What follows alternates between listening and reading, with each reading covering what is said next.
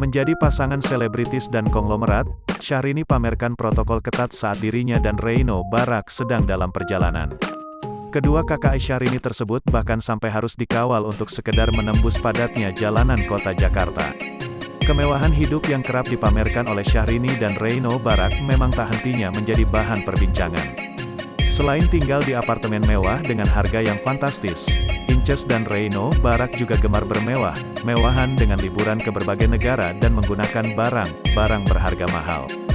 Maklum saja, keluarga Reino Barak memang dikenal sebagai salah satu orang terkaya di Indonesia. Dia menikah dengan Syahrini yang merupakan seorang penyanyi dengan bayaran mahal.